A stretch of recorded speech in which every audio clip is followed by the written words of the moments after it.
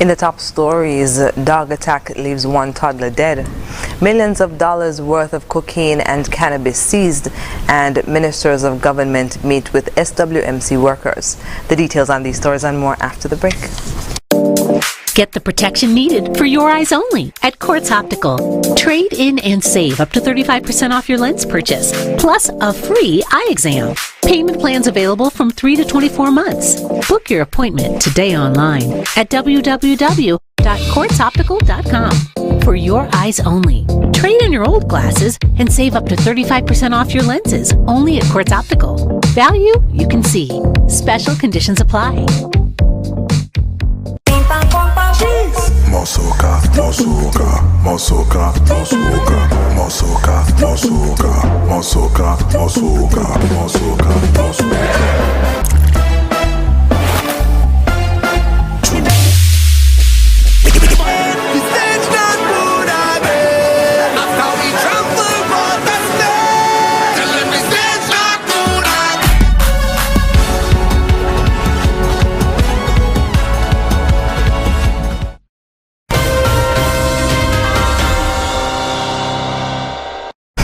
Hello and welcome to the ZIZ Channel 5 newscast. I'm Carla Barrage. More information has been revealed by the police regarding a dog attack that killed a toddler. According to a statement on Thursday, police are investigating the death of a 3-year-old boy who was fatally wounded in Gingerland. The police received a report sometime after 2 p.m. on Wednesday that a dog had attacked a child. Investigations so far have revealed that the child was at home with family members at the time of the incident. He made his way to the back of the house where several dogs are kept chained next to dog houses. One of the dogs attacked the child, causing serious injuries to several parts of his body. He was later discovered by a family member and transported to the Alexandra Hospital, where he was pronounced dead. Personnel from the forensics department visited and processed the scene and collected items of evidential value. The dog, identified as half-breed pit bull, was destroyed by the police. An autopsy was performed on the body of the 3-year-old on October 6, 2022 by resident pathologist Dr. Adrian Nunes. Dr. Nunes concluded that death was as a result of severe injuries to the face and neck as a result of a dog attack. The police are urging persons with information about this incident to contact the Charlestown Police Station at 469-5391, the nearest police station, or the crime hotline at 707. Investigations into the matter are ongoing. The police force and the Customs and Excise Department have released a joint statement offering an update on the seizure of cocaine and cannabis that took place earlier this week. The statement indicated that on Tuesday, October 4th, 2022, at about 8 a.m., members of the St. Kitts and Nevis Customs Enforcement Division, the Anti-Narcotics Unit of the Royal St. Christopher and Nevis Police Force, and the St. Kitts and Nevis Defense Force Coast Guard Operational Division conducted a joint operation at the Deepwater Harbour Port in Bird Rock, Bastille, which involved the rummaging of cargo vessel MV Elizabeth C. According to the statement, the vessel is registered in Trinidad and Tobago with the International Maritime Organization number 8894574. The last port of departure prior to arriving at the port in Bastille was St. Vincent and the Grenadines. The search operation was conducted between the hours of 8 a.m. and 2 p.m. During the search, several bales of white substance were found, which are suspected to be cocaine. Additional to that seizure was a quantity of compressed vegetable material in transparent vacuum-sealed bags, which were also found and are suspected to be cannabis sativa. The contents were concealed within the walls of the cabin of the vessel. The vessel had a crew of 5 adult males, 3 are nationals of Trinidad and Tobago, and 2 are nationals of Grenada and Carriacou. The men and the suspected narcotics were taken into police custody, and the individuals are assisting the narcotics unit with the investigation. An initial count of the bales revealed that 32 were found. Each bale consists of 25 kilo blocks, which amount to a total of 800 kilograms of suspected cocaine. There were 16 transparent vacuum plastic bags with a total weight of approximately 12.9 pounds of suspected cannabis. The estimated street value for the cannabis is approximately US $57,777 or EC $157,000. The investigation into the matter is ongoing. Workers from the Solid Waste Management Corporation met with Prime Minister Honorable Dr. Terence Drew and Minister of Environment Honorable Dr. Joel Clark late Wednesday afternoon to discuss the way forward for the corporation. According to a press release, the workers pressed for a meeting so that they could discuss matters such as salaries and risk pay, standardized policies for operations, and basic sanitation and security. Prime Minister Drew told the workers that the administration would work to rectify the issues as the government protects workers. Meanwhile, Minister with direct responsibility for solid waste, the Honorable Dr. Joel Clark, said having heard what the workers have been enduring, such things as poor management and working conditions, she will work to ensure that they can once again be able to access basic workers' rights. Previous meetings were held with workers from each division of the SWMC, including litter wardens, administration and truck drivers and loaders. Minister of Foreign Affairs, the Right Honorable Dr. Denzel Douglas, is currently in Lima, Peru, attending the 52nd regular session of the General Assembly of the Organization of American States, OAS. Dr. Douglas is accompanied by Mrs. Sonia Body Thompson, counselor and alternate representative of the Permanent Mission of St. Kitts and Nevis to the OAS. The 52nd OAS General Assembly is being held from October 5th to 7th, 2022 at the Lima Convention Center under the theme Together Against Inequality and Discrimination. Foreign Minister Douglas will engage with counterparts from across the hemisphere to discuss key issues regarding strengthening democracy, promotion and protection of human rights, multidimensional security and integral development, which are the key pillars of the OAS.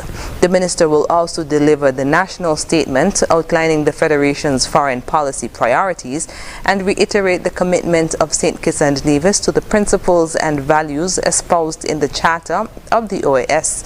St. Kitts and Nevis joined the OAS in 1984. The OAS General Assembly is a foreign minister level meeting and is the supreme organ of the 35 member states organization. This is the first time since the COVID-19 pandemic that the annual General Assembly is being held in person. After the break, Prime Minister receives grant from Taiwan for Nevis project and Carnival committee hosts press conference. Stay with us.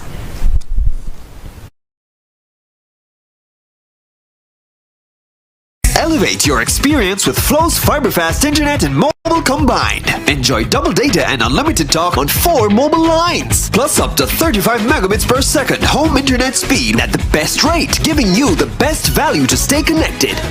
I think our Flow mobile is elevated. You think?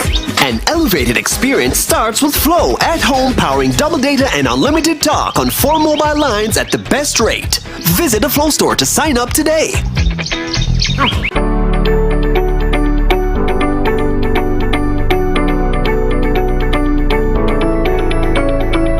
You came just in time, as this is our double cashback coupon period. After you receive your purchase, you come back in the office and receive your coupon for free groceries.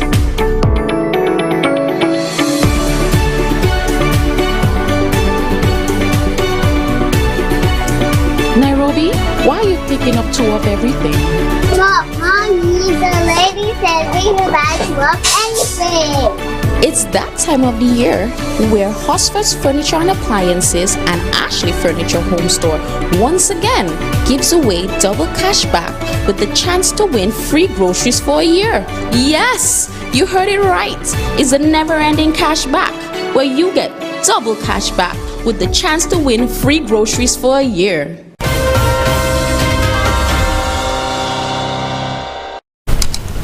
Welcome back. The Prime Minister of St. Kitts and Nevis, Honorable Dr. Terence Drew, and the Premier of Nevis, Honorable Mark Brantley, met with the Ambassador for the Republic of China Taiwan to the Federation of St. Kitts and Nevis, His Excellency Michael Lin, on Wednesday. At the meeting, Ambassador Lin provided a grant to the government for the Pinnies Beach Nevis Sustainable Tourism Enhancement Project. The ambassador expressed his enthusiasm regarding his first contribution to the new government, stating that, quote, "This is a new relationship not only between us and the federal government, but also the local government of Nevis. It is very important that we continue this relationship, and we look forward to having you visit us in Taiwan," end quote. The Honorable Dr. Terence Drew received the grant with great satisfaction and reiterated his commitment to deeper partnerships with the Premier of Nevis, Honorable Mark Brantley, and the Nevis Island Administration. The Prime Minister further expressed his appreciation and the interest in continuing to unite efforts between both countries to further strengthen the relations of cooperation and friendship. The return of Premier Carnival events and the introduction of new events for Sugar Mass 51 were among some of the topics covered when the National Carnival Committee addressed the media at a press conference held at the St. Kitts Marriott Resort on Thursday. Among those present at the head table were Minister of Creative Economy Samuel Duggins, Committee Chair Shannon Hawley, Public Relations Officer Clement Ogaru, and the Director of the Creative Economy, Robertine Webb. Hawley stated that this year's hosting of Sugar Mass 51 will see the return of events such as Children's Carnival and Talented Teen, which will include the participation of 9 schools, inclusive of the Clarence Fitzroy Bryant College. So, as I said, the calendar of activities has been released, and you will notice that there are a number of events that are back. So one in particular, which I'm very excited about, is the Talented Teen, and it's back featuring a record 9 high schools in St. Kitts and Nevis. Javon Liebod is the chair of the Talented Teen, and of course everyone knows Javon and how excited, and you know, Javon is ready. And we have the Keon High, Washington Archibald High, Charles E. Mills, Verchilds High, Sadler Secondary, who are back. After a hiatus. We have the Basti High, the Immaculate Conception, Gingerland Secondary, and Clarence Fitzroy Bryant College. So we have 9 high schools and, of course, the CFBC participating in this year's Talented Teen. We know that Children's Carnival is back. Children's Carnival actually is back after about 3 or 4 years. Junior Calypso is also back, and for us, this is very important in order as a developmental program for junior Calypsonians. She stated that this year will also see the hosting of new events such as Carnival Caravan. As Robertine mentioned earlier, we also have the Bull and Masquerade competitions are back, along with mixed folklore competitions, as well as the new events that are added to the calendar, such as the Carnival Caravan, which is a pre-carnival event which takes you around the island, supporting the folklore and cultural aspect of National Carnival. You have the Festive Friday Limes, which are going to take place downtown, as well as the Midnight Street Market, which I am as well looking forward to, all being put on by the Department of Culture and Creative Economy. Hawley mentioned that over 50 Calypsonians, over 30 Soca Monarch competitors, and over 100 street vendors have registered thus far to participate in Sugar Mass 51. Teachers were shown appreciation with food, song and dance at a cocktail held at the St. Kitts Marriott Resort on Wednesday. At the event hosted by the Ministry of Education, Minister of Education, Honorable Dr. Jeffrey Hanley, pledged that this show of appreciation would be an annual event. I think the PS mentioned that this is one way of us celebrating all of the hard work and sacrifices that educators give back to our federation. And this is something that I will continue to support and of course add every year to it. He also announced 2 persons who have been appointed within the ministry. I want you to help me this evening to congratulate Woodley, who will now be our Deputy Chief Education Officer.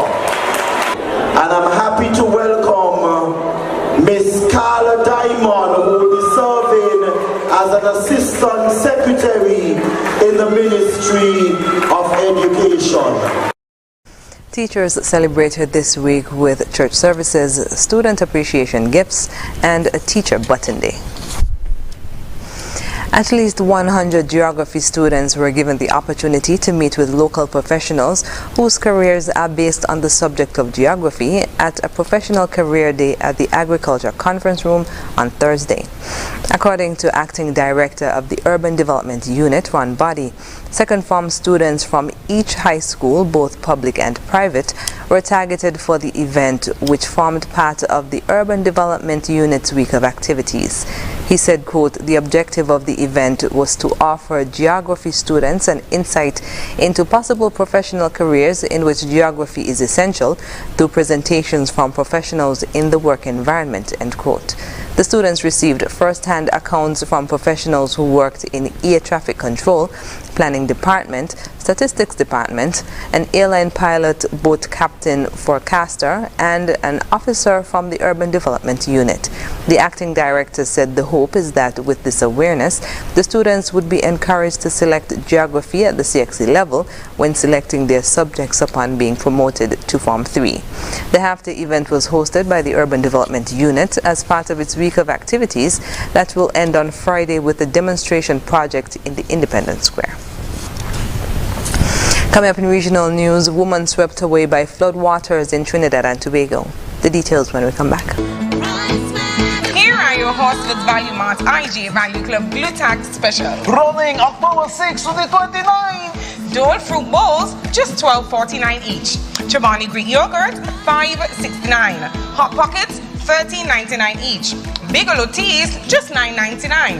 Gain dish detergent, $8.49. Pure Bar tissue, $19.99 each. And now our very low weekly value deals. Betty Crocker cake mixes, $6.99. IG or essential everyday quick and regular odds, $11.49. Hunt's ketchup, $4.99. Equaline mouthwash, $14.99. Kraft mayonnaise, $18.99. Hefty slider storage bag, $10.49.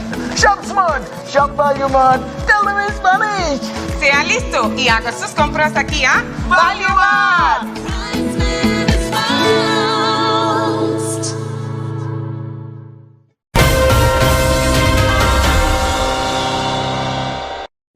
And we're moving now to news on the regional scene.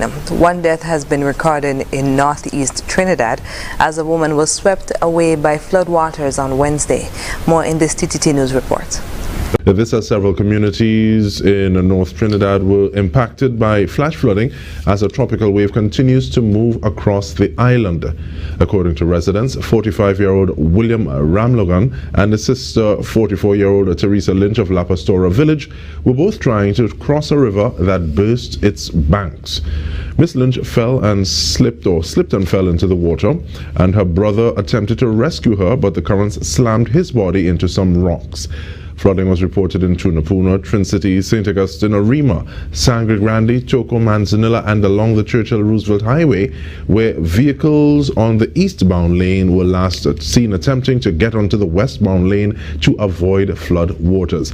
Several schools dismissed classes for the day and advised the parents to make arrangements to pick up their children. Travel woes within the region are expected to improve with the signing of an agreement with the New Liat and Caribbean Tourism Group. More in this GBN News report. A new Liat is on the way with the signing of a memorandum of understanding between the government of Antigua and Barbuda and the CFA Global, a subsidiary of Caribbean Tourism Group, the CTG, a private regional company involved in investments in travel, tourism, and aviation. Under the just signed memorandum, CTG T/A Liat International will deploy a fleet of small, medium, and large aircrafts, including Airbus A330, Airbus A320, and ATRs, in passenger service to the Caribbean and South America, along with international travel routes from Europe.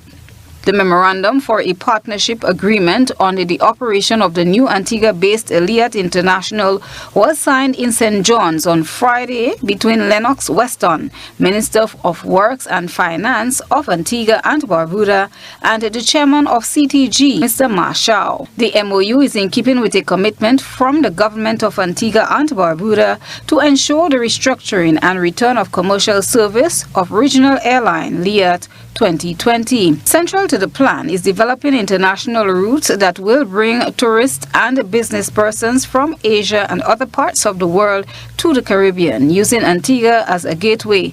One of the proposed routes is from Frankfurt, Germany to Antigua, which could become a viable connection for visitors from China, now that a visa waiver agreement between China and Antigua is set to be signed.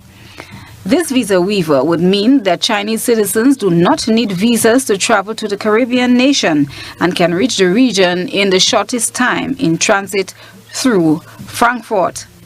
On arrival in Antigua, the passengers will then have the options using Liat 2020 or Liat International routes to travel to various other Caribbean countries. CTG says that this will help promote the economic development of Antigua and benefit the rest of the member states of the Caribbean community. Christina John, GBN News. Coming up, death toll in children's daycare shooting in Thailand rises to 36. International news is next. You're never too young to start planning for your financial future. That's why I decided to visit National Caribbean Insurance to speak with one of their friendly sales agents. Here at NCI, we strive to ensure customer satisfaction by choosing the right policy for you. Our endowment plans provides customers with adequate returns on their investment.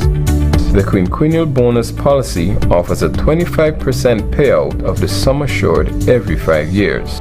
Other life insurance packages can help to secure your family's future. Also, please consider our health plans so you can be reimbursed for medical expenses to ease financial impact. Just remember, the younger you are, the more affordable insurance is for you. Don't wait until it's too late to apply. Make an appointment to see a sales agent. Visit us today. We serve, we protect, we satisfy. That's NCI.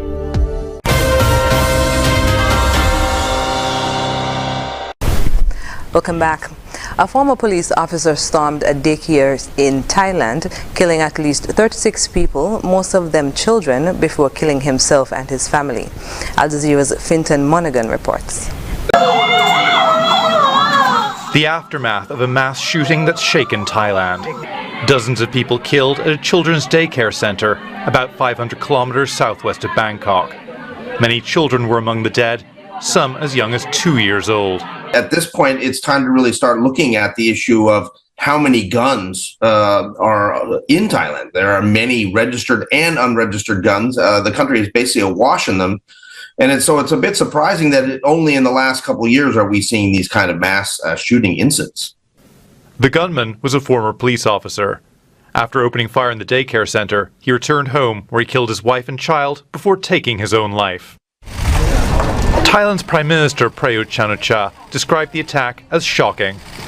He offered condolences to victims and ordered emergency services to do all they can for the wounded.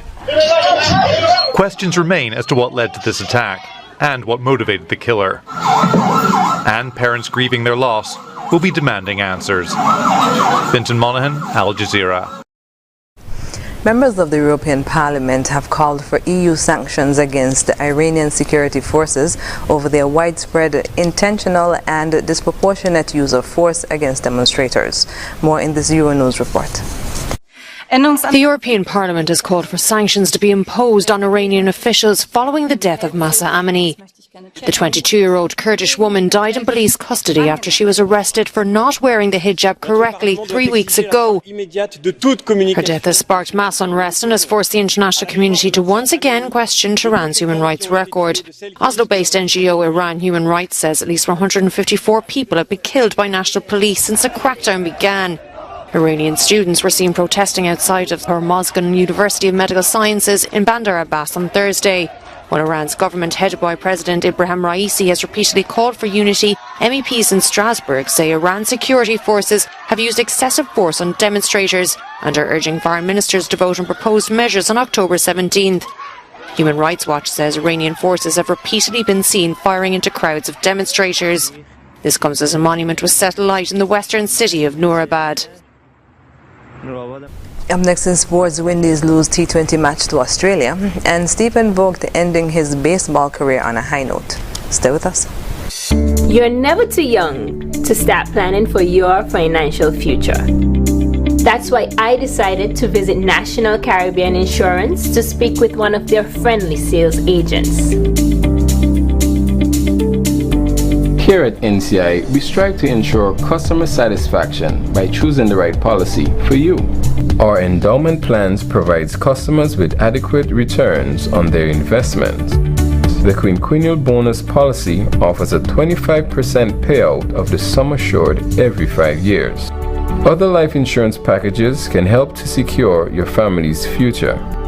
Also, please consider our health plans so you can be reimbursed for medical expenses to ease financial impact. Just remember, the younger you are, the more affordable insurance is for you. Don't wait until it's too late to apply. Make an appointment to see a sales agent. Visit us today. We serve, we protect, we satisfy. That's NCI.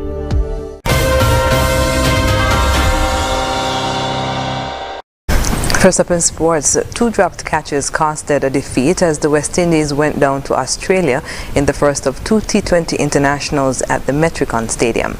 More in this TTT Sports Report.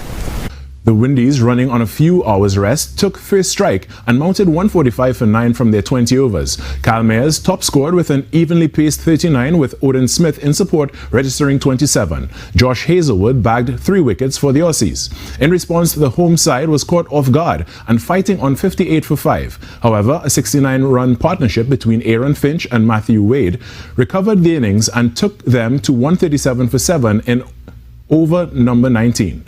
With 11 runs needed from the final over, debutant Raymond Reefer dropped a catch on the second ball of that over, and the match went to the hands of Australia, finishing on 146 for 7, winning by 3 wickets. Alzari Joseph led with ball grabbing 2 for 17, while debutant Yannick Karaya was superb, taking 1 wicket for 15 runs from his 4 overs.